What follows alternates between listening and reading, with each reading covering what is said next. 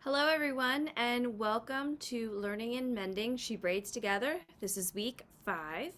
I'm going to start off tonight with our embroidery of the week, and this is of a horseweed that was completed by Lisa Ferguson. And what I really love about it is the use of color and texture with the different outlining that she has put into this design, which I think is just extraordinary. So I will introduce myself. I'm Jen. I use she, her pronouns. And I can proudly say that I have finally completed my bird. And I will be moving on to a new design tonight. And I'm going to ask that we now just popcorn share, introduce ourselves, and where we're calling in from. So I will call on Ansu. Hello, everyone. I'm Ansu. I'm calling in from Eagle Rock. I use she, her pronouns, and I am excited to be here tonight. My embroidery is right behind me, and I'm inching along. And I'm going to popcorn it over to Rebecca.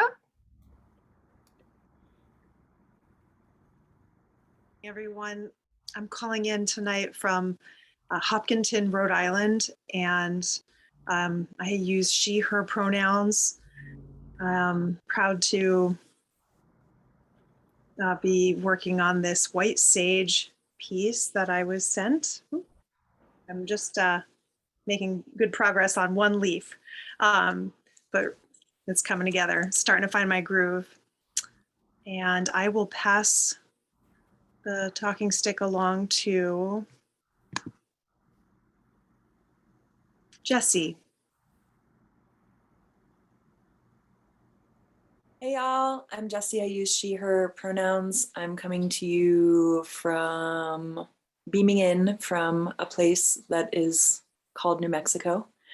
I have to find my knitting needles. I think that's what I'm doing tonight, is doing some like improvised knitting weirdness with some cool mohairs. And I have just started glass blowing. This is my first cup. I'm so excited. So I'm celebrating. Yay! I'm so happy to see y'all. Oh wait, I have to pass it on. May I please pass it on to... Wait, is it your birthday? No, this is permanent. It's permanently affixed. Oh, I was gonna say happy birthday. Well, happy birthday when it happens. Thank you. Happy birthday to everyone, right? You hang it up once and why take it down? I pass it to, let's see, about Alex.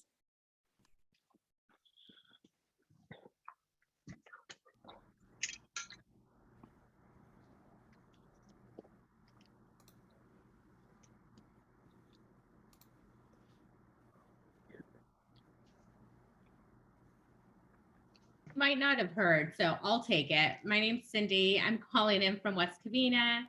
I use she, her pronouns, and I'm working on a crow that I'll pull out during the reading.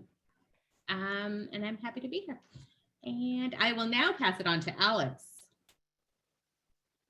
Was that me? Yeah, I'm sorry. I was still working on my computer. Hi, everyone. I'm Alex, and I'm calling in from Mar Vista. And I've been working on this for a while, and it's kind of coming along. And I'm gonna keep going for it and try to finish it today. And happy to be here as always and hear everyone's comments and views. And I will pass it on to Olan. Hello, Olan, calling in from Los Angeles using she, her pronouns, working on the mycelium carbon exchange with golden threads. And I will pass it along to Susan Hamer. Hi, I'm Susan. I'm in Hollywood, and I got my very first embroidery kit from you all. Thank you very much. I have a little bit done. I looked at a video online, so I know a few stitches. And I even went to Joann's Fabrics today and looked at bought some needles just because they're hard to find and hard to thread. And looked at some other, what do you call it, yarn.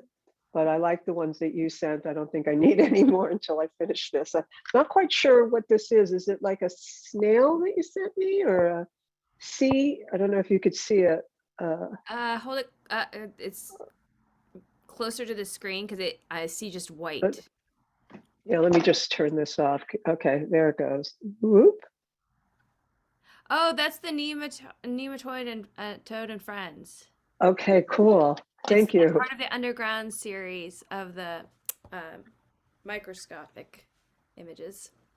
Perfect. Thank you. Thanks for sending it. Sure. I also want to say, I don't know if anybody listened to that link that I sent last time on Robin Wall Kimmerer and her publisher and editor talking about the success of the book. But it was just so fascinating about the evolution of the book and how it came to be and what was in it and what was left out. And she even talked about what her next book's going to be. And it was pretty impressive. So always love to watch her. She's such a good speaker. So thank you.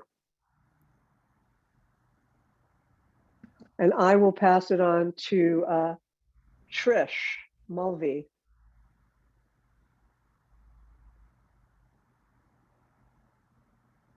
Maybe. Thank you. I'm Trish Mulvey. I'm calling in from Palo Alto. I use she, her pronouns.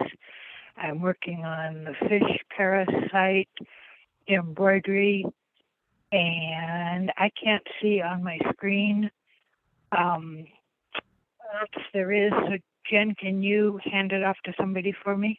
Absolutely. I will pass it off to Drea. Hello, I'm Drea, calling in from Windsor Square, Los Angeles, and I go by she, her pronouns. I'm also working on the nematoid underground, and it's getting close. I know I say that every week, but it really is. And I'm excited for the reading tonight. I will pass it along to Stefano. Hi everyone, Stefano from El Sereno, and I'm not mending, but I'm excited to another episode of Learning and Mending and to be with you all. And I'm going to pass it to whoever hasn't spoken yet. Jen, you take it. Yeah, but I'll take it from here. If you didn't get a chance to introduce yourself and share what you're working on, you can do that later this evening in the discussion portion. Good evening, everyone, again. Welcome to Learning and Mending. Since the pandemic began, Metabolic Studio has moved our weekly open studio practice to Zoom. This is our 7th syllabus, and connecting them is all the embroideries we've been continuing to make of the living systems we discover as we regenerate the floodplain we're salvaging on Gabrielino land. If you need another or have not received an embroidery kit from us featuring native plants, birds, and microscopic organisms that the Metabolic Studio is currently cultivating on its project sites, please send your name and mailing address to info@metabolicstudio.org. She Braids Together follow syllabi on abolitionist writing, Fires of the West, Anna Sings The Mushroom at the End of the World, Fritjof Capra's Web of Life, and The Commons. This time around, we'll be focusing on one text, Braiding Sweetgrass. Robin Wall Kimmerer explores the more than human teachers and braids indigenous wisdom, scientific knowledge, and the wisdom of plants to tell us stories about the world. The world that is opened up to us through this text is the commons in the truest sense. It is a world of reciprocity and careful listening. Thank you, Izzy Santana, for interweaving Tending the Commons and She Braids Together by curating this selection from Kimmerer's book. This series centers listening as our guide. There is not one specific leader, but rather a collection of ears and voices. Please join us in reading selections and guiding discussion afterwards. As in earlier syllabi, we suggest this book be read together aloud.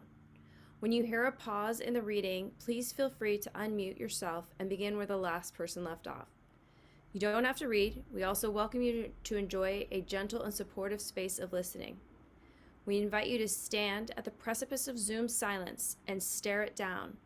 Even relish the charged silence of crafting together. Our evening will close with an interpretive offering from our collection of videos. Thank you, Emily Lacey, for this offering. Each week on our social media, we are sharing photographs of native prairie grass by Jim Richardson, courtesy of the Beach Museum at Kansas State University. Thank you to Linda Duke, curator at the Beach Museum, for additionally coordinating the writings by the Kansas State University's community. We will share more about these grasses in the chat bar. And now I will pass it over to Izzy, and she will start with this evening's chapter. Thank you, Jen. So in the chapter we're reading for tonight, Kimmerer re-examines the role of motherhood through her attempt at restoring a pond in her yard. And what begins as a desire to give her children a pond to swim in develops into a patchwork of relations between Kimmerer and the many critters and life systems within the pond, from ducks to microorganisms to the mud that she was standing waist deep in. Kimmerer takes us on a journey of multi-species assemblages. So if you're with us with Sing or with the Commoning series, you'll maybe see some threads that weave together those series in this chapter tonight. And I'm excited to listen to it with you all. So I'll pass it to Emily for screen share.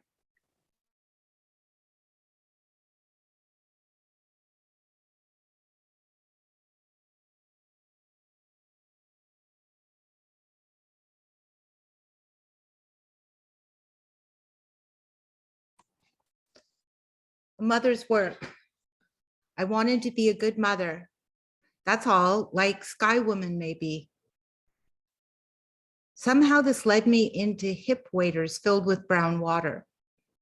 The rubber boots that were intended to keep the pond at bay now contain it, and me, and one tadpole.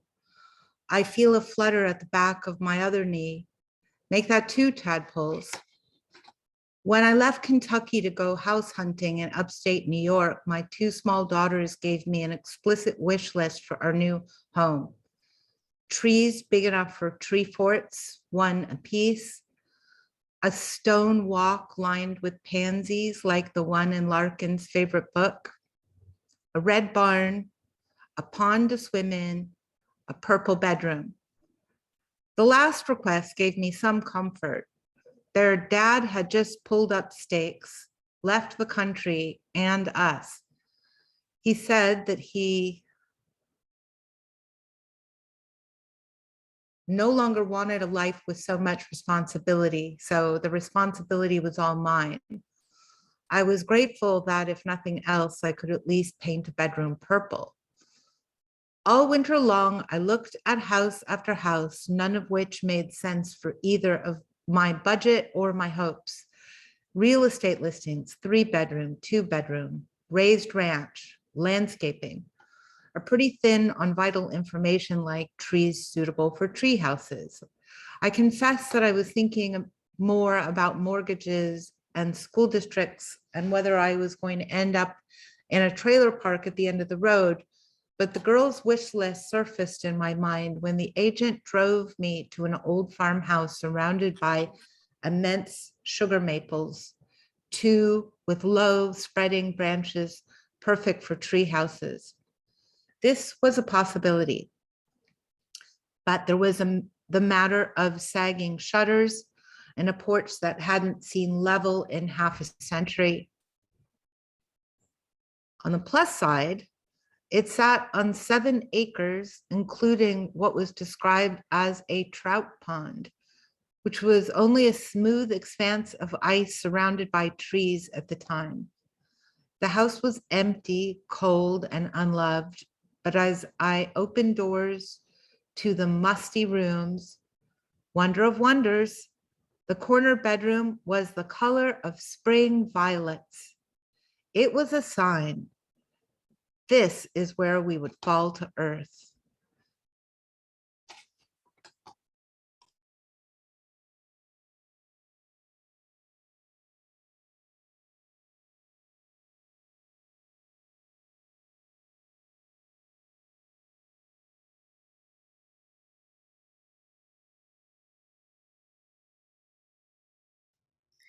We moved in that spring. Not long after, the girls and I cobbled together tree forts in the maples, one apiece. Imagine our surprise when the snow melted to reveal a flagstone walk, overgrown with weeds leading to the front door. We met the neighbors, explored the hilltops with picnic lunches, planted pansies, and started to put down the roots of happiness. Being the good mother, good enough for 2 parents, seemed within my grasp. All that remained to complete the wish list for home was a swimmable pond.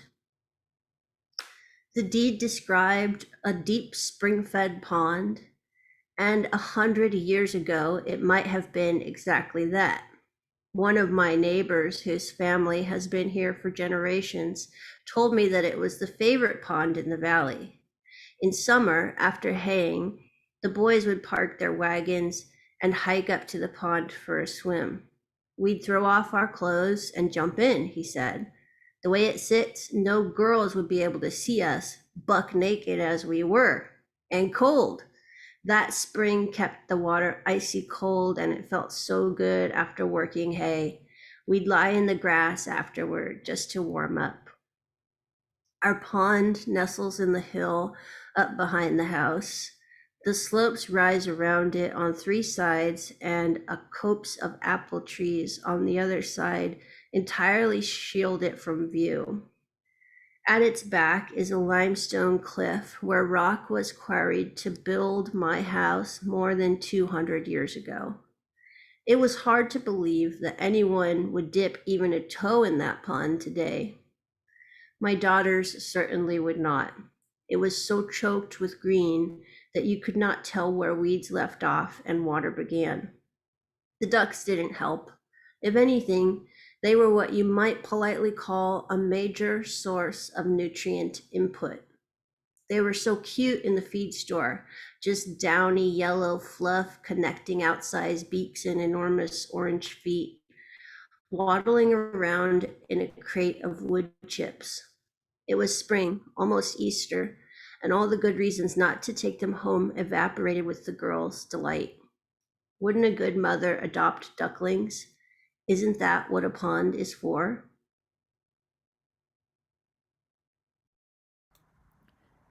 We kept them in a cardboard box in the garage with a heat lamp, closely watched so neither box nor ducklings would ignite. The girls accepted full responsibility for their care and dutifully fed and cleaned them. I came home from work one afternoon to see them floating in the kitchen sink, quacking and dabbling, shaking the water off their backs, while the girls just beamed. The condition of the sink should have given me a clue of what was to come. For the next few weeks, they ate and defecated with equal enthusiasm. But within a month, we carried the box of 6 glossy white ducks up to the pond and released them. They preened and splashed. They preened and splashed. All was well for the first 5 days, but apparently, in the absence of their own good mother to protect and teach them, they didn't have the essential survival skills for life outside of the box. Every day, there was one less duck. 5 remained, then 4, and then finally 3 who had the right stuff to fend off foxes and snapping turtles and the marsh hawk who had taken to cruising the shore. The 3 flourished. They looked so placid, so pastoral gliding over the pond, but the pond itself began to get even greener than before.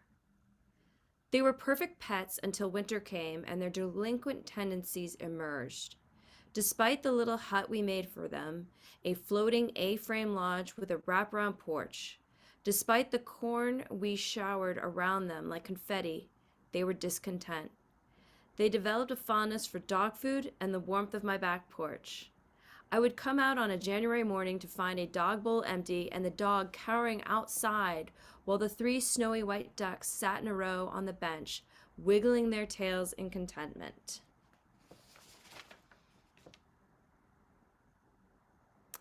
It gets cold where I live, really cold. Duck turds were frozen into coiled mounds like half-finished clay pots, solidly affixed to my porch floor. It took an ice pick to chip them away.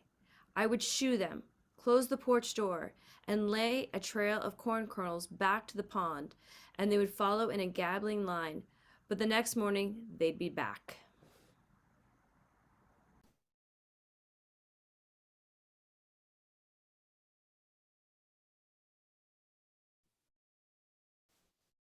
Winter and a daily dose of duck splats must freeze up the part of the brain devoted to compassion for animals, for I began to hope for their demise.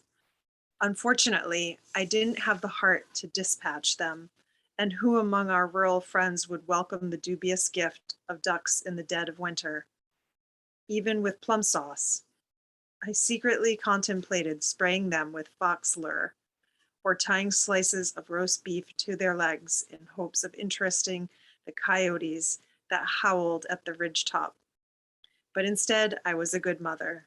I fed them, rasped my shovel over the crust on the porch floor, and waited for spring. One balmy day, they trundled back up to the pond, and within a month they were gone, leaving piles of feathers like a drift of late snow on the shore. The ducks were gone, but their legacy lived on. By May, the pond was a thick soup of green algae. A pair of Canada geese had settled in to take their place and raised a brood under the willows. One afternoon, I walked up to see if the goose babies had sprouted pin feathers yet, only to hear a distressed quacking. A fuzzy brown gosling out for a swim had gotten snared in the floating masses of algae. It was squawking and flapping its wings, trying to get free. While I tried to think of how to rescue it, it gave a mighty kick and popped up to the surface, where it began to walk on the algal mat. That was a moment of resolve for me. You should not be able to walk on a pond. It should be an invitation to wildlife, not a snare. The likelihood of making the pond swimmable, even for geese, seemed remote at best. But I am an ecologist, so I was confident that I could at least improve the situation. The word ecology is derived from the Greek oikos, the word for home. I could use ecology to make a good home for goslings and girls. Like many an old farm pond, mine was the victim of You should take the poles out of the car. the natural process of nutrient enrichment that comes with age. Generations of algae and lily pads and fallen leaves and autumn's apples falling into the pond built up the sediments, layering the once clean gravel at the bottom in a sheet of muck.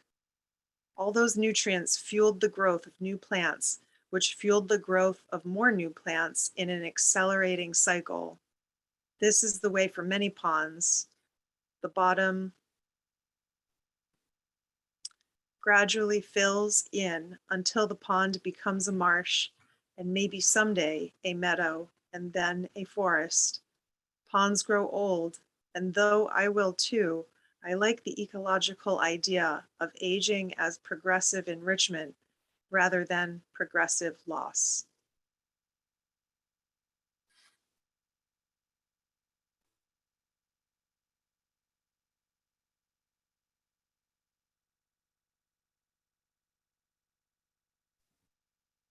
Sometimes the process of eutrophication is accelerated by human activities. Nutrient-rich runoff from fertilized fields or septic tanks ends up in the water where it supports exponential growth of algae.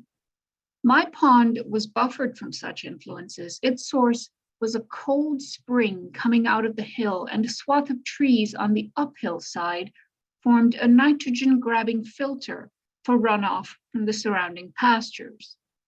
My battle was not with pollution, but with time. Making my pond swimmable would be an exercise in turning back time. That's just what I wanted, to turn back time. My daughters were growing up too fast, my time as a mother slipping away, and my promise of a swimming pool yet to be fulfilled.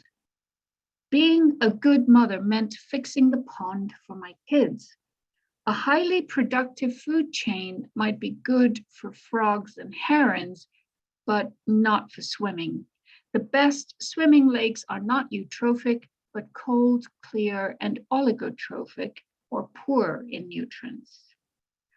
I carried my small solo canoe up to the pond to serve as a floating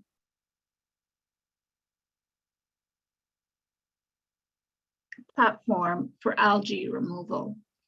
I envisioned scooping up the algae with a long-handled rake, filling the canoe as if it was a garbage though, emptying it on the shore, and then going for a nice swim. But only the swimming part worked out, and it wasn't nice.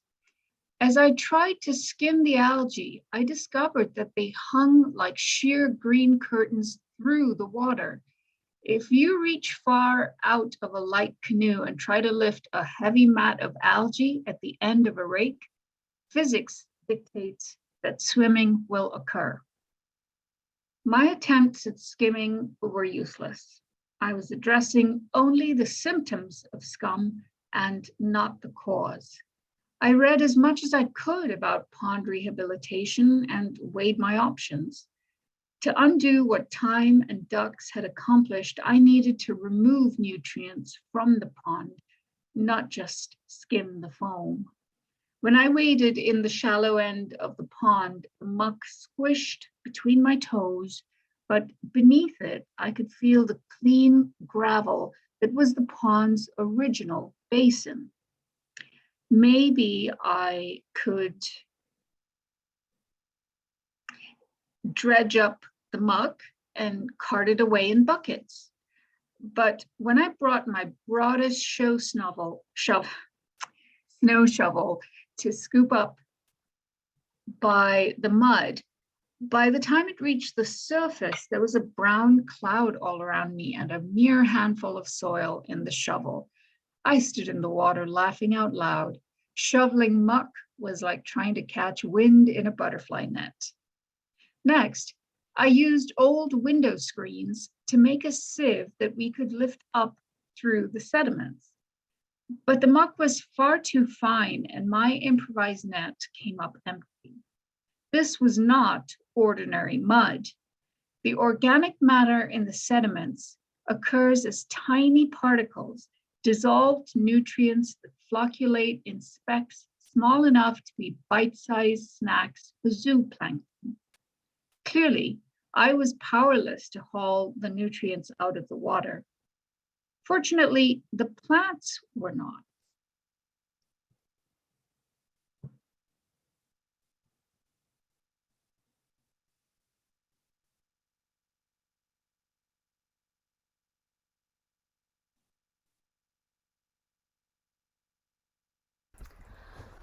A mat of algae is really nothing more than dissolved phosphorus, and nitrogen made solid through the alchemy of photosynthesis.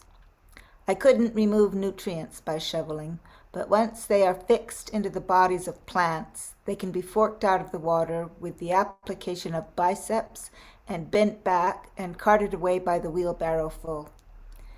The average phosphate molecule in a farm pond has a cycling time of less than 2 weeks from the time it is absorbed out of the water, made into living tissue, is eaten or dies, decomposes, and is recycled back to feed yet another algal strand. My plan was to interrupt this endless recycling by capturing nutrients in plants and hauling them away before they could once again be turned into algae. I could slowly, steadily deplete the stores of nutrients circulating in the pond. I'm a botanist by trade, and so of course I needed to know who these algae were. There are probably as many kinds of algae as there are species of tree, and I would do a disservice to their lives and to my task if I didn't know who they were. You wouldn't try to restore a forest without knowing what kind of trees you were working with. So I scooped up a jar full of green slime and took it to my microscope with the top screwed tightly to contain the smell.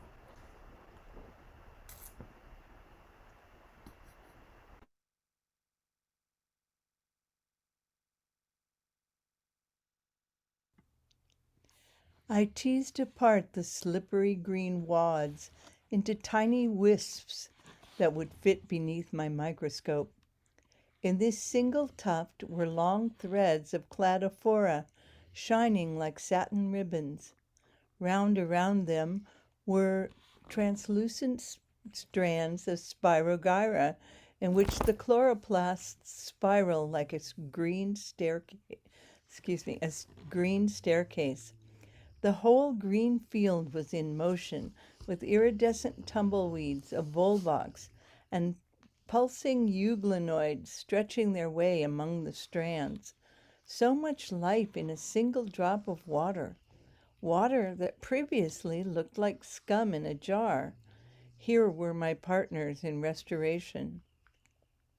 Progress was slow, with pond restoration hours squeezed between years' worth of Girl Scout meetings, bake sales, camping trips, and a more than full-time job. All moms have treasured ways to spend the few precious hours they have to themselves, curling up with a book or sewing. But I mostly went to the water. The birds and the wind and the quiet were what I needed. This was one place where I somehow felt as if I could make things right. At school, I taught ecology, but on a Saturday afternoon when the kids were off at a friend's, I got to do ecology.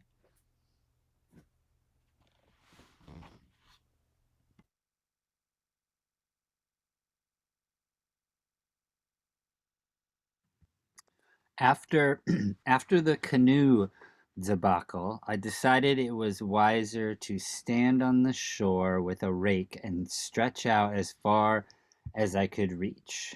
The rake brought sticks draped in cladophora like a comb matted with long green hair.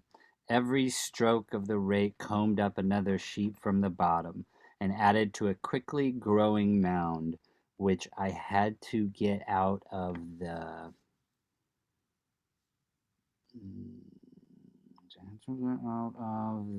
quickly growing around, which I had to get out of the watershed by moving it downhill from the pond. If I left it to rot on the shore, the nutrients released in decay would return to the pond in short order. I flung the wads of algae onto a sled, my kid's little red plastic toboggan, and dragged it up the steep bank to empty into the waiting wheelbarrow. I really didn't want to stand in the murky ooze, so I worked cautiously from the edges in old sneakers. I could reach out and dredge up heaps of algae, but there was so much more just beyond my reach.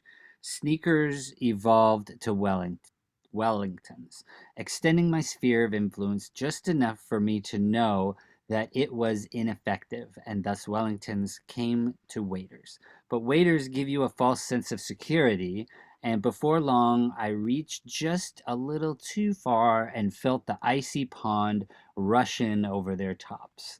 Waiters are darn heavy when they fill up, and I found myself anchored in the muck. A good mother does not drown. The next time I just wore shorts.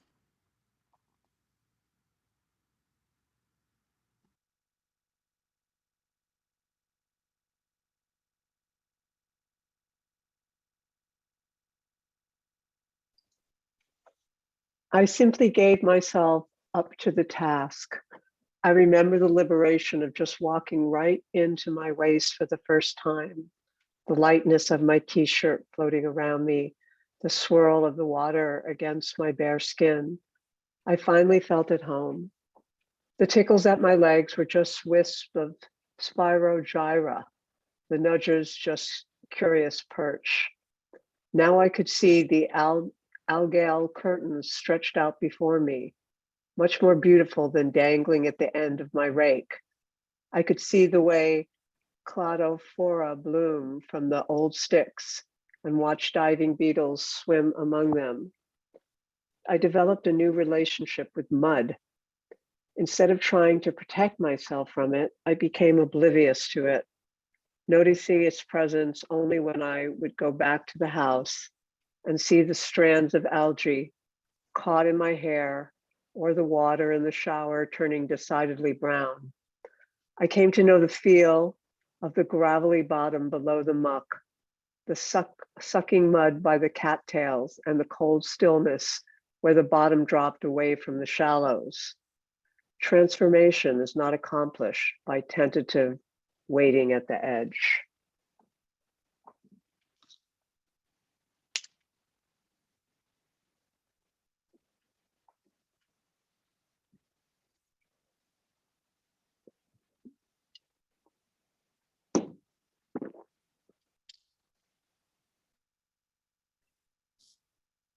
One spring day, my rake came up draped with a mass of algae so heavy it bent the bamboo handle. I let it drip to lighten the load and then flipped it onto the shore. I was about to go for another load when I heard a wet smacking from the pile, the slap of a watery tail. A lump was wiggling in a frenzy below the surface of the heaped algae. I picked the threads apart, opening the weave to see what was struggling within. A plump brown body. A bullfrog tadpole as big as my thumb was caught there. Tadpoles can swim easily through a net that is suspended in the water, but when the net is drawn up the rake, it collapses around them like a purse seam.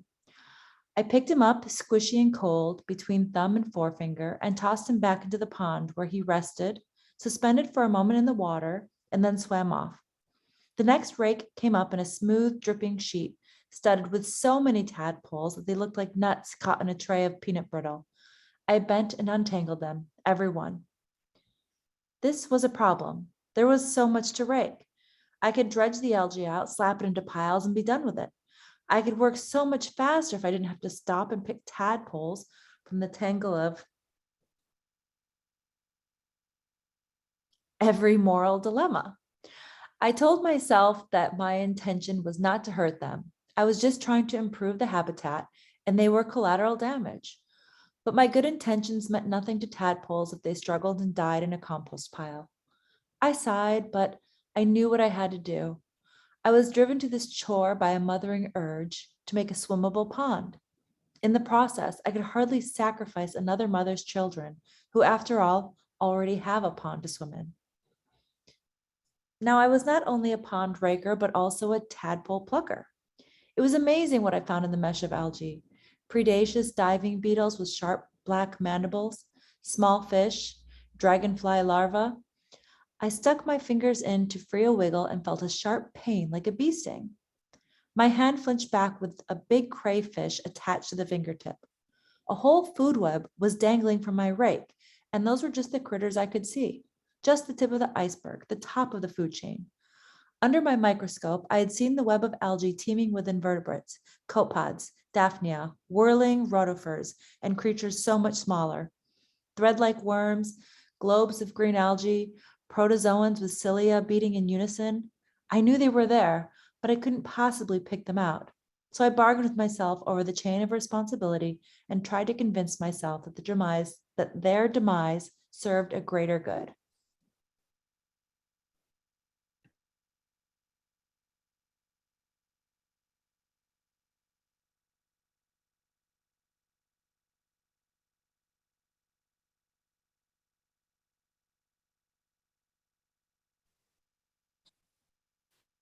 Raking a pond provides you with a lot of mental free space for philosophizing. As I raked and plucked, it challenged my conviction that all lives are valuable, protozoan or not. As a theoretical matter, I hold this to be true, but on a practical level, it gets murky, the spiritual and the pragmatic bumping heads. With every rake, I knew that I was prioritizing. Short, single-cell lives were ended because I wanted a clear pond. I'm bigger, I have a rake, so I win. That's not a worldview I readily endorse. But it didn't keep me awake at night or halt my efforts. I simply acknowledged the choices I was making. The best I could do was to be respectful and not let the small lives go to waste. I plucked out whatever wee beasties I could, and the rest went into the compost pile to start the cycle again as soil. At first, I hauled carts of fresh raked algae, but I soon realized that trundling hundreds of pounds of water was hard work. I learned to heap the algae on the shore and watch it dribble moisture back to the pond. In the following days, the algae bleached in the sun into light papery sheets, easily lifted into the wheelbarrow. Filamentous algae like Spirogyra and Cladophora have a nutrient content equivalent to that of high-quality forage grasses. I was hauling away the equivalent nutrient load bales of good dairy hay. Load after load of algae domed up in the compost pile on its way to making good black humus. The pond was literally feeding the garden, Cladophora reborn as carrots. I began to see a difference in the pond. A span of days would go by when the surface was clear, but the fuzzy green mats always returned. I began to notice other sponges for my pond's excess nutrients in addition to the algae. All along the shore, the willows reached their feathery red roots into the shallow water to troll for nitrogen and phosphorus, to pull into their root systems to become leaves and willow withes. I came along the shore with my loppers and cut the willows, stem by swaying stem. Dragging the piles of willow branches away, I was removing storehouses of nutrients they had sucked from the pond bottom. The brush pile in the field grew taller, soon to be browsed by cottontails and redistributed far and wide as rabbit droppings. Willow responds vigorously to cutting and sends up long straight shoots that can tower over my head in a single growing season. I left the thickets away from the water for rabbits and songbirds, but those right at the shore I cut and bundled for making baskets. The larger stems became the foundation for garden trellises for pole beans and morning glories. I also gathered mint and other herbs along the banks. As with the willows, the more I picked, the more it seemed to grow back. Everything I took moved the pond a step closer to clear. Every cup of mint tea struck a blow for nutrient removal.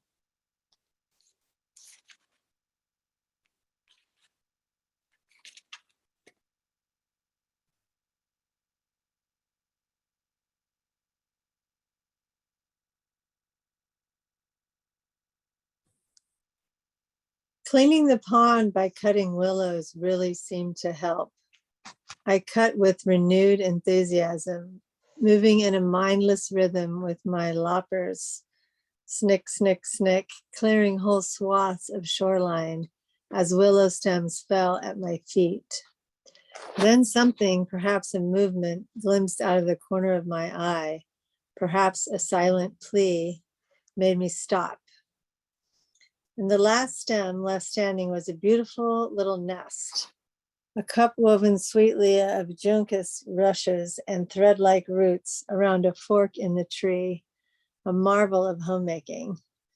I peered inside, and there were 3 eggs the size of lima beans lying in a circlet of pine needles.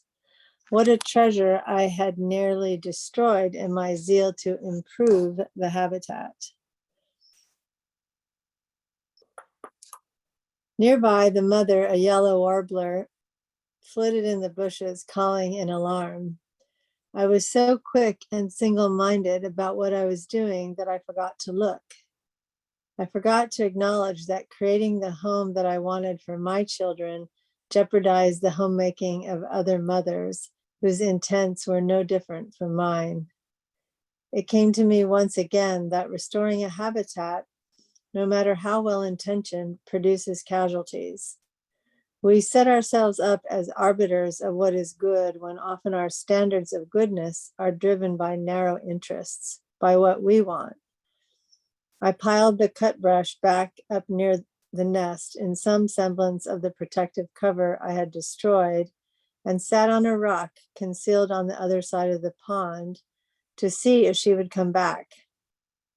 What did she think as she watched me come closer and closer, laying waste to the home she had carefully chosen, threatening her family? There are powerful forces of destruction loose in the world, advancing inexorably towards her children and mine. The onslaught of progress, well intentioned to improve human habitat, threatens the nest I've chosen for my children as surely as I threatened hers. What does a good mother do?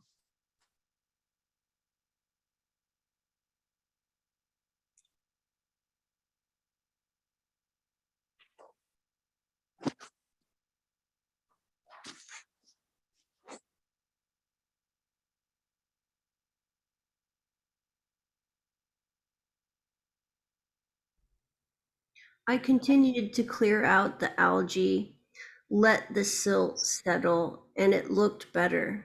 But I went back a week later to a foamy green mass. It's kind of like cleaning the kitchen. You get everything put away, wipe off the countertops, and before you know it, there are drips of peanut butter and jelly everywhere, and you have to do it all over again. Life adds up.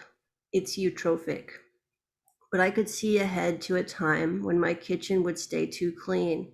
I would have an oligotrophic kitchen. Without the girls to mess it up, I would be longing for leftover cereal bowls, for a eutrophic kitchen, for signs of life. I'd pull my red toboggan to the other end of the pond and start to work in the shallows. Immediately, my rake gets stalled with a heavy load of weeds that I drag slowly to the surface. This mat has a different weight and texture than the slippery sheets of cladophora that I've been dredging.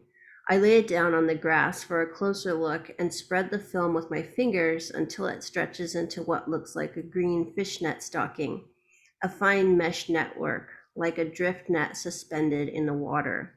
This is hydroctian. I stretch it between my fingers and it glistens, almost weightless after the water has drained away. As orderly as a honeycomb, hydroctian is a geometric surprise in the seemingly random stew of a murky pond. It hangs in the water, a colony of tiny nets all fused together. Under the microscope, the fabric of hydroctian is made up of tiny six-sided polygons, a mesh of linked green cells that surround the holes of the net. It multiplies quickly because of a unique means of clonal reproduction. Inside each of the net cells, daughter cells are born. They arrange themselves into hexagons, neat replicas of the mother net. In order to disperse her young, the mother cell must disintegrate, freeing the daughter cells into the water. The floating newborn hexagons fuse with others, forging new connections and being a new net. I look out at the expanse of hydroctian, visible just below the surface. I imagine the liberation of new cells, the daughters spinning off on their own. What does a good mother do when mothering time is done? As I stand in the water, my eyes brim and drop salt tears into the fresh water at my feet. Fortunately, my daughters are not the clones of their mother, nor must I disintegrate to set them free, but I wonder how the fabric is changed when the release of daughters tears a hole. Does it heal over quickly, or does the empty space remain? And how do the daughter cells make new connections? How is the fabric rewoven? Hydrodiction is a safe place, a nursery for fish and insects, a shelter from predators, a safety net for the small beings of the pond. Hydrodiction, Latin for the water net. What a curious thing. A fish net catches fish, a bug net catches bugs, but a water net catches nothing, save what cannot be held. Mothering is like that, a net of living threads to lovingly encircle what it cannot possibly hold, what will eventually move through it. But right then, my job was reversing succession, turning back time to make these waters swimmable for my daughters. So I wiped my eyes, and with all due respect for the lessons of hydrodiction, I raked it up onto the shore.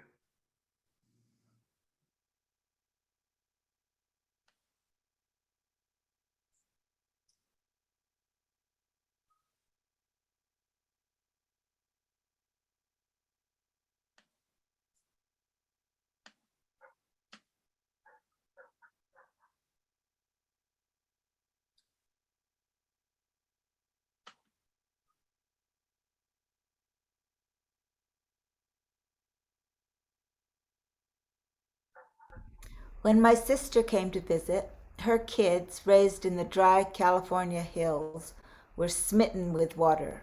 They waded after frogs and splashed with abandon while I worked at the algae. My brother-in-law called out from the shade, "Hey, who is the biggest kid here?" I can't deny it. I've never outgrown my desire to play in the mud. But isn't play the way we get limbered up for the work of the world? My sister defended my pond raking with the reminder that it was sacred play. Among our Potawatomi people, women are the keepers of water. We carry the sacred water to ceremonies and act on its behalf. Women have a natural bond with water because we are both life bearers, my sister said. We carry our babies in internal ponds, and they come forth into the world on a wave of water. It is our responsibility to safeguard the water for all our relations. Being a good mother includes the caretaking of water.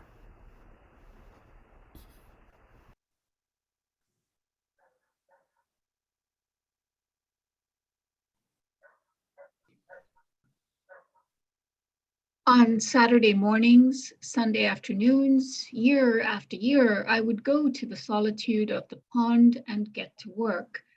I tried grass carp and barley straw, and every new change provoked a new reaction.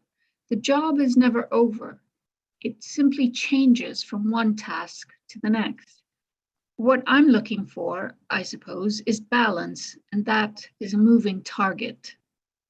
Balance is not a passive resting place. It takes work, balancing the giving and the taking, raking out and the putting in. Skating in winter, peepers in the spring, summer sunbathing, autumn bonfires, swimmable or not, the pond became like another room in our house. I planted sweetgrass around the edge. The girls and their friends had campfires on the flat meadow of the shore, slumber parties in the tent, summer suppers on the picnic table, and long sun-washed afternoons sunbathing, rising on one elbow when the gust of a heron's wings stirred the air.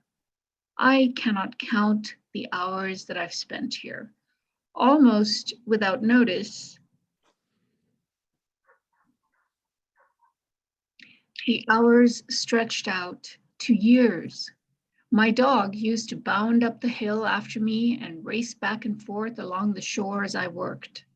As the pond grew clearer, he grew more feeble, but would always go with me to sleep in the sun and drink at the edge. We buried him nearby. The pond built my muscles, wove my baskets, mulched my garden, made my tea, and trellised my morning glories. Our lives became entwined in ways both material and spiritual. It's been a balanced exchange. I worked on the pond, and the pond worked on me, and together we made a good home. One spring Saturday, while I was raking algae, there was a rally downtown in support of the cleanup of Onondaga Lake, on whose shore our city stands. The lake is held sacred by the Onondaga Nation, the people who have fished and gathered on its shore for millennia. It was here that the great Haudenosaunee Iroquois Confederacy was formed. Today, Onondaga Lake has the dubious reputation of being one of the most polluted lakes in the country.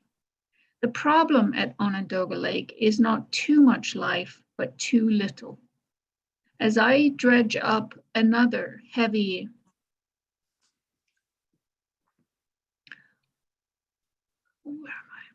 rakeful of slime, I feel also the weight of responsibility. In one short life, where does responsibility lie? I spent countless hours improving the water quality of my half-acre pond.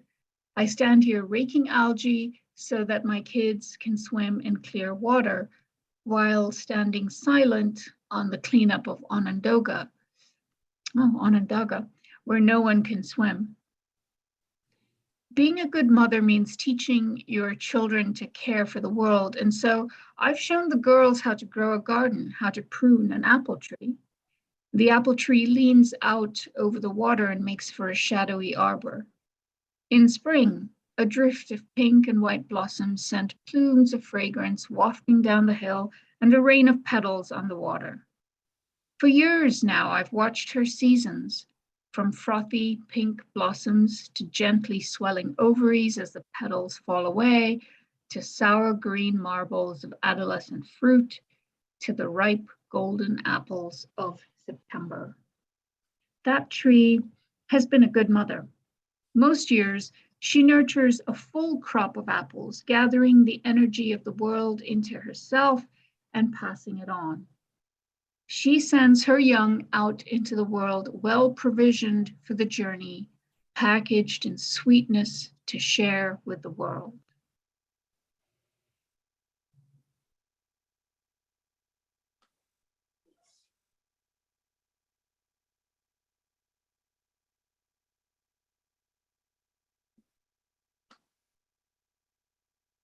So I've got my essay written, and I've been working on it for about a week.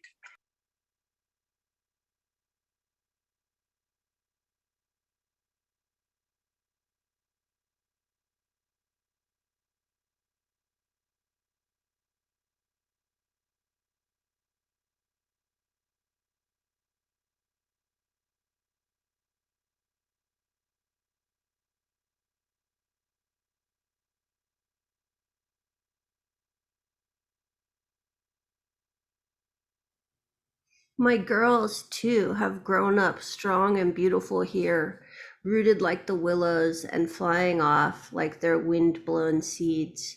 And now, after 12 years, the pond is nearly swimmable if you don't mind the weeds that tickle your legs. My older daughter left for college long before the pond was clean. I recruited my younger daughter to help me carry buckets of pea gravel to pour ourselves a beach. Having become so intimate with muck and tadpoles, I don't mind the occasional green strand that wraps around my arm.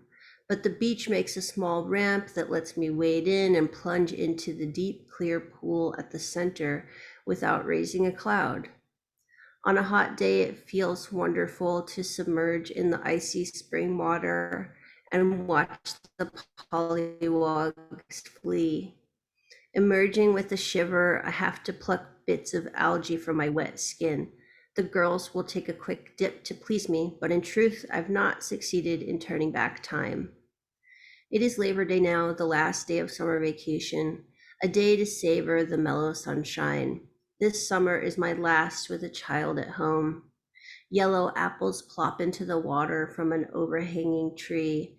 I am mesmerized by the yellow apples on the dark surface of the pond, globes of light dancing and turning. The breeze off the hill sets the water in motion, in a circular current from west to east and back again. The wind is stirring the pond so gently you wouldn't see it but for the fruit. The apples ride the current, a procession of yellow rafts following each other along the shoreline. They move quickly from under the apple tree and follow the curve beneath the elms. As the wind carries them away, more fall from the tree so that the whole pond surface is stenciled with moving arcs of yellow, like a procession of yellow candles against a dark night. They spiral around and around in an ever-widening gyre. Paula Gunn Allen, in her book, Grandmothers of the Light, writes of the changing roles of women as they spiral through the phases of life, like the changing face of the moon. We begin our lives, she says, walking the way of the daughter. This is the time for learning, for gathering experiences in the shelter of our parents. We move next to self-reliance, when the necessary task of the age is to learn who you are in the world. The path brings us next to the way of the mother. This, Gunn relates, is a time when her spiritual knowledge and values are called into service of her children. Life unfolds in a growing spiral as children begin their own paths, and mothers, rich with knowledge and experience, have a new task set before them. Allen tells us that our strengths now turn to a circle wider than our own children, to the well-being of community. The net stretches larger and larger. The circle bends round again, and grandmothers walk the way of the teacher, becoming models for younger women to follow. And in the fullness of age, Allen reminds us, our work is not yet done. The spiral widens farther and farther, so that the sphere of a wise woman is beyond herself, beyond her family, beyond the human community, embracing the planet, mothering the earth. So it is my grandchildren who will swim in this pond, and others whom the years will bring. The circle of care grows larger, and caregiving for my little pond spills over to caregiving for other waters. The outlet from my pond runs downhill to my good neighbor's pond. What I do here matters. Everybody lives downstream. My pond drains to the brook, to the creek, to a great and needful lake. The water net connects us all. I have shed tears into that flow when I thought that motherhood would end. But the pond has shown me that being a good mother doesn't end with creating a home where just my children can flourish.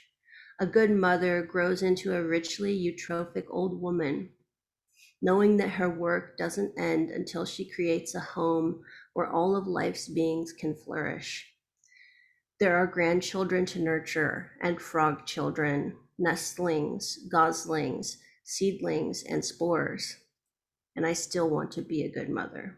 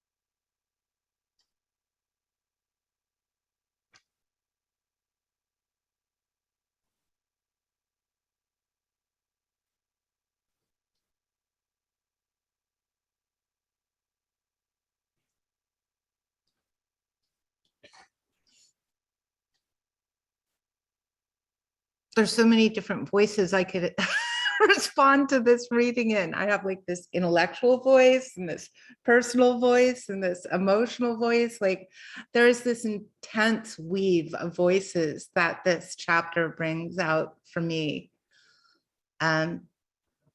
So I guess that I will talk about one thing that surprised me, which is the kind of gendered voice here, you know, and the gendered voice in relationship to a potential emergent culture of care that is not gendered, like the idea that that end section where she talks about the stages of life and how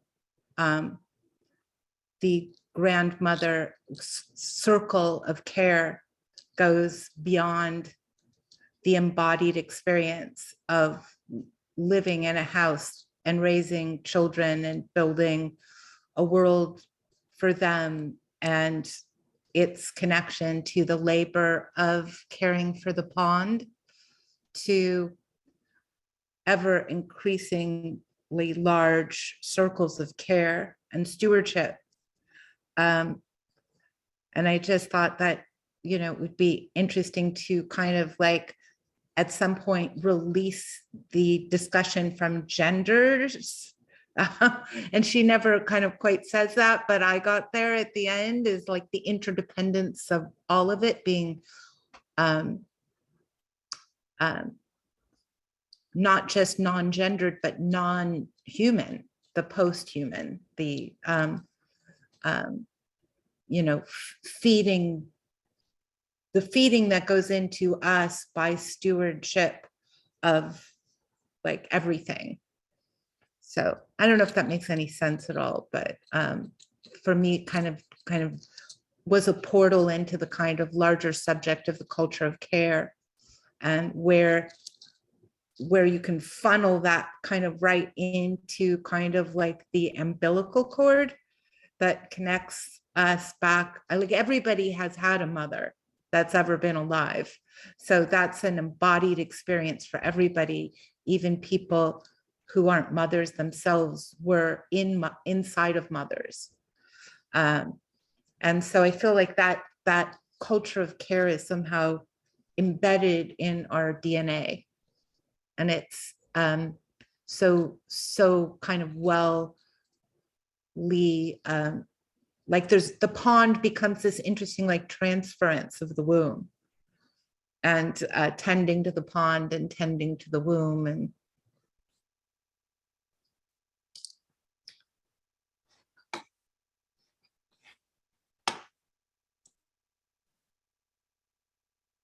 I think there have been so many cultures in history and indigenous cultures that attribute a certain kind of energy to the woman, and the older woman in particular, the matriarchs.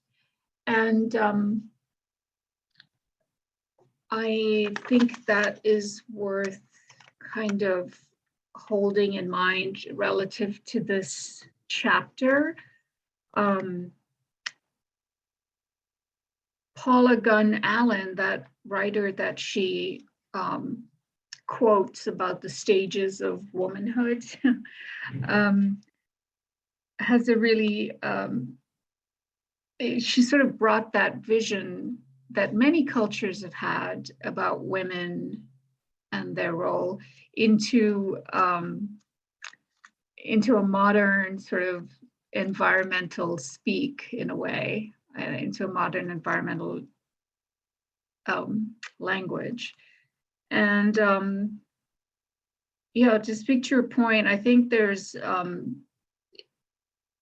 theme of gender, and certainly, I think it's worth pitting the modern ideas of gender against these sort of inherited notions of gender in that regard. The first time I read it, this was a chapter that I didn't like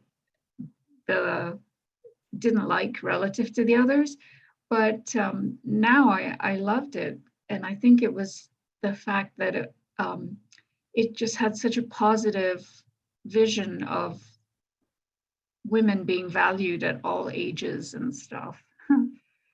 Like this, it's such an alternative model to the American culture that sort of says disappear after you reach 40 years of age or something. Yeah.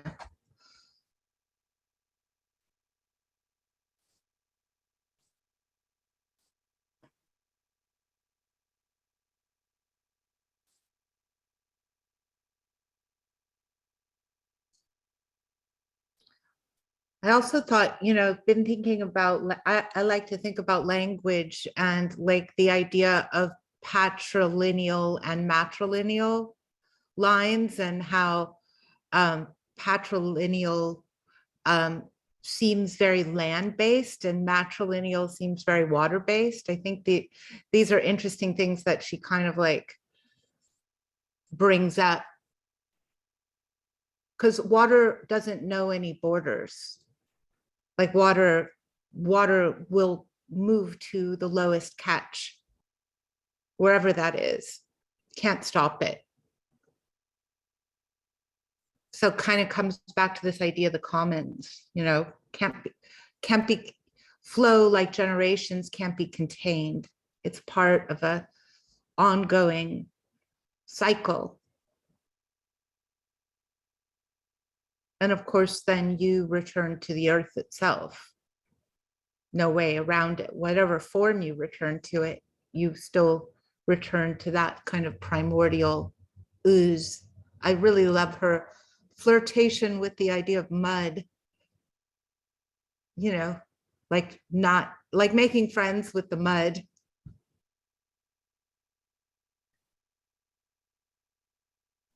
Like Donna Haraway making friends with what's the word? Thylacine? Yeah.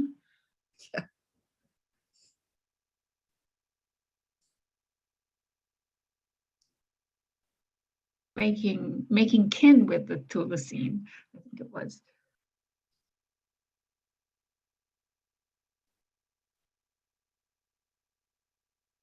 What was built into this reading for me was the relentless effort of just fixing up this pond. Like after 2 or 3 attempts that she described, it's like many of us would say, well, I tried. But it was like, I tried this way, I'll try that way, I'll try this way, I'll keep on trying. I'll get drowned in my own boots doing it. And there's, it just felt like the substance of that effort was throughout the whole piece. And maybe I took it as a kind of guidance for approaching anything. So that I felt fed by that idea, the epic journey of just the little pond.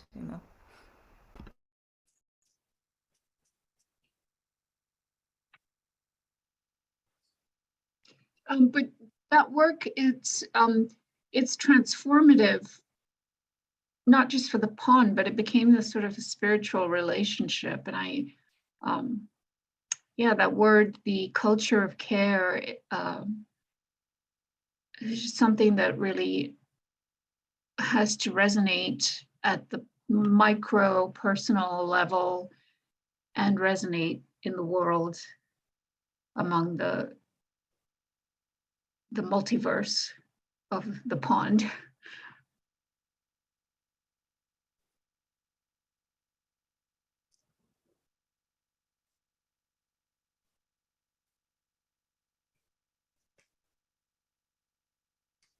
Right, and the care is finding multiple ways. It's not just like, oh, I know how to do this certain kind of care. It's that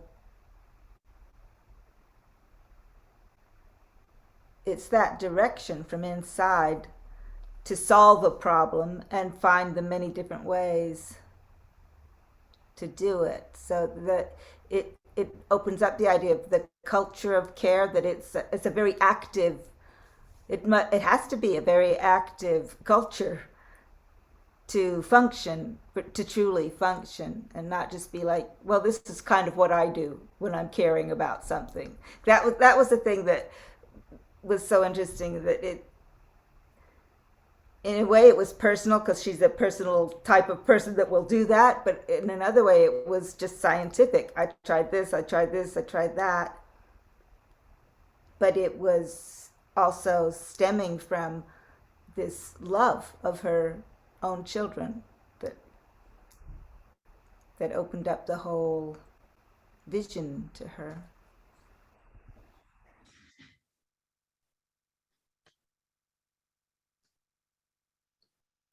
And I think that, one of the big questions that like Newton Harrison always asks his students is, what do you feel responsible for? And find your 45-year commitment, because even if you don't accomplish it, you can always touch base with that personal sense of commitment. And I really heard that in this chapter of her, like her taking, responsibility for her girls, and through those girls for that pond, and also thinking about how that relates to this culture of care and how we talk with each other about what we feel responsible for, because like I think that a lot of times we find these responsibilities in intimate psychopersonal experiences, like hearing your family member say that they hope to have a purple room, and you want to make them happy. So all of a sudden you're making like life choices around the color purple.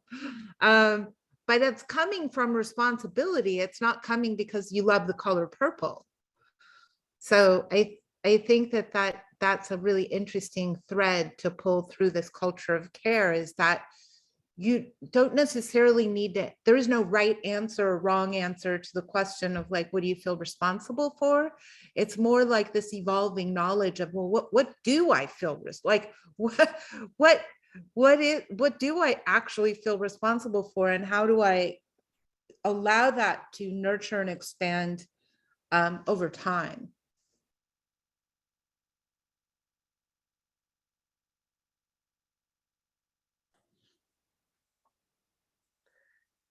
There's Right. a. Oh, go ahead. Go ahead. No, you go ahead. Let's both talk at the same time. It'll be a song. To Lauren's point about that there just seems so many layers of this culture of care, right? Like she's caring for the pond. She's caring for her children.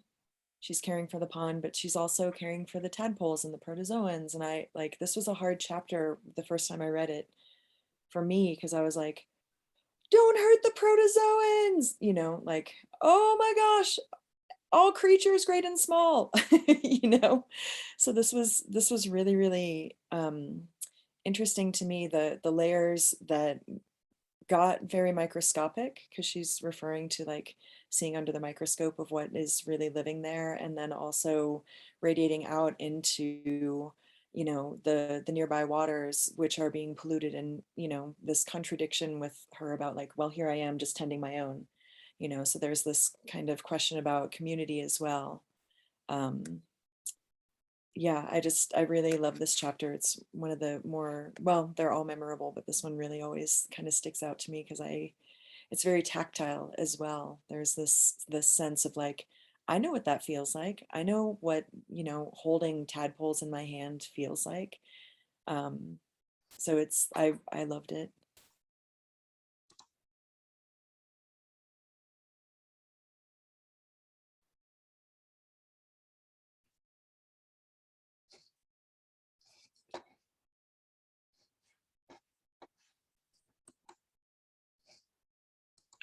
Well, I think she just blew, I mean, the word that you mentioned there just jogged my thought because she did look at the pond through the microscope.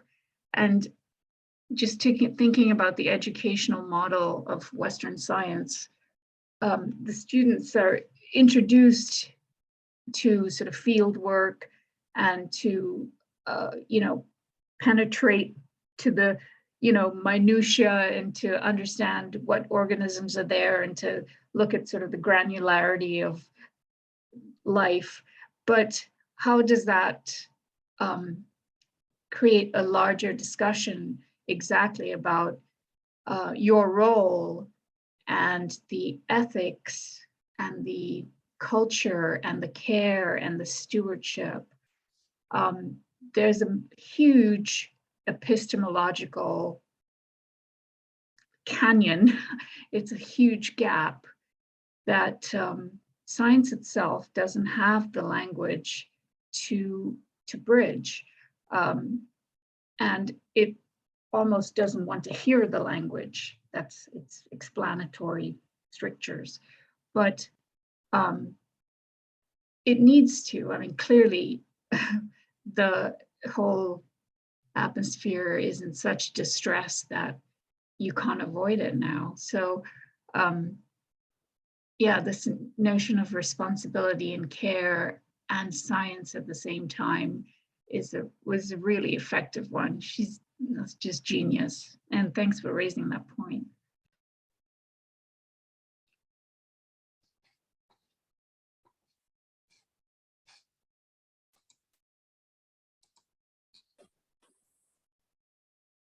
I was just gonna say I was really grateful, and it was funny. I got bumped off, and the password mother had a lot deeper significance coming back in. But when you were speaking about self-identity, it's like one of the groups that a group that I've been sitting with. One of the agreements, the first one is locate yourself, and it means, in lots of different perspectives. And I found that particular reading that I happened to read so powerful about the mother, about her as a mother, inadvertently destroying or potentially destroying another mother's habitat and ability to protect its young. And it's like I find myself as a, white woman of privilege,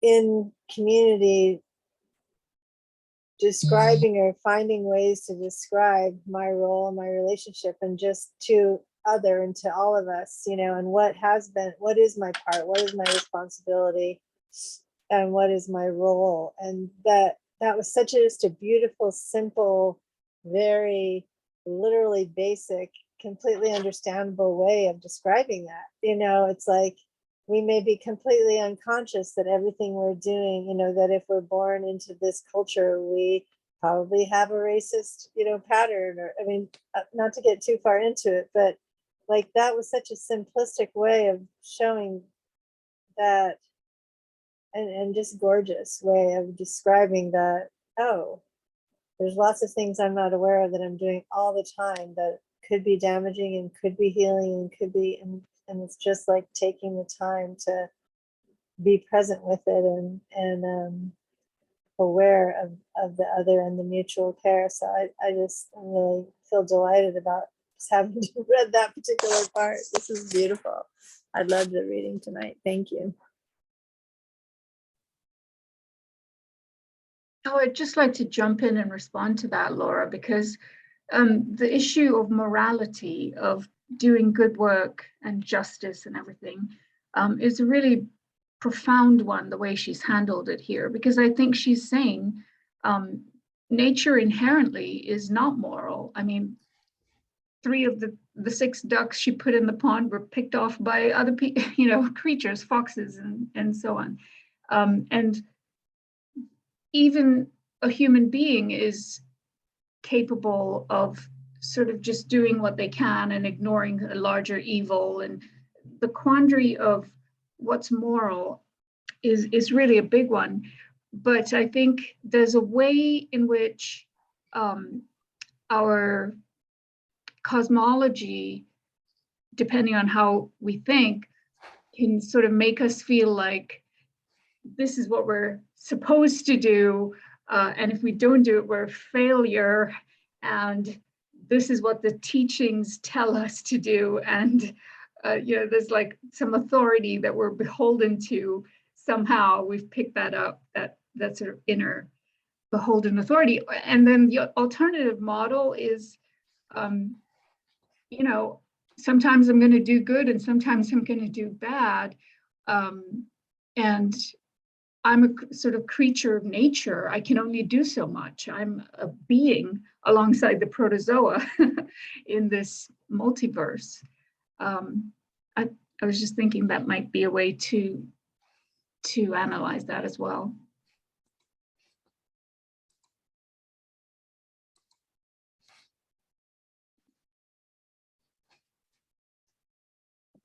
Yeah, Laura, I hear what you're saying.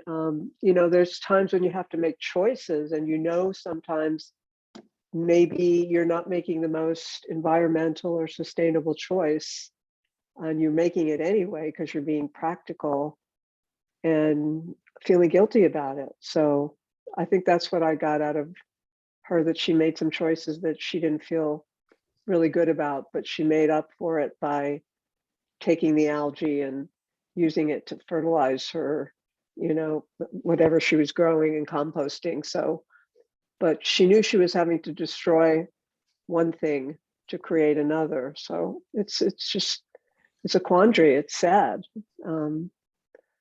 But I love how she writes. It's so moving. So I thought this was a really moving chapter as well. So thank you.